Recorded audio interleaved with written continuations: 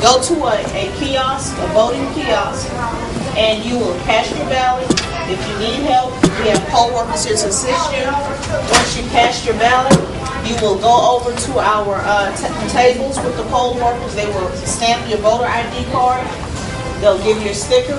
That means that you voted and you cannot vote anymore today. We had several things going on. We made applications. We tried to make the process as real for the kids as possible, and so they had to fill out an application that had all the major components of an application on it.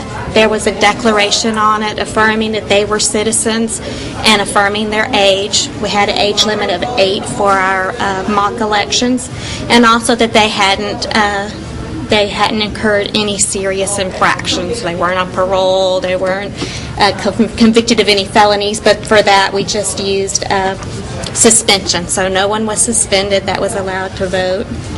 And then they filled out, after they did their application, we made their registration cards from that. When they came through to vote, they had to show their registration card. It needed to be signed just like the real deal. And then they went to the voting booth and cast their ballot. We had to put our name and our address. We had to put our whole name, and we had to put our lunch number. Our newly elected student council members from yesterday are the poll workers, and they're ensuring they're checking the registration cards to make sure that all of that is in order. They're helping with the voting booth, and then they're validating the registration cards when the students leave. I hope that they gain an understanding of the great privilege that it is to vote in our country, and an idea of what the process is like, and to take voting seriously. They told me all about the rules and how you'll be eligible to vote, and how many times and like what day and what time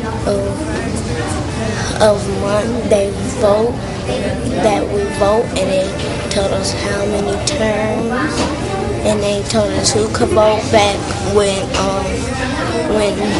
the black people were slaves. They told us who could only vote.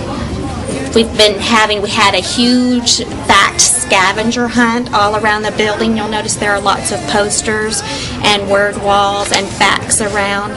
So we had the scavenger hunt was also online for current events, but around the school you'll see historical facts about the way government works and the way the election process works. And then after they collected the facts from their scavenger hunt, then we had a big game show-like event where there was a big competition. It was third graders against upperclassmen, fourth and fifth graders. Who won? The third graders won by a huge margin. I think it was 40-15 or something like that. I'm really excited for them, and I'm really happy that they have a good understanding of the great sacrifices that people have made throughout history for us to have the right to vote. We want everybody to know that the right to vote is a privilege. It's also a duty and a responsibility to take it seriously, and just to be informed. No, we wanted them to know that the United States has a secret ballot, and that no one can coerce you into voting in a way that you don't feel comfortable with. But we also want them to know that they need to be informed voters. So they kept track of the current events, and there was lots of information about each of the candidates, and they made their choices from there. I feel good, even though it's a mock vote, like a fake vote. It feels like a win.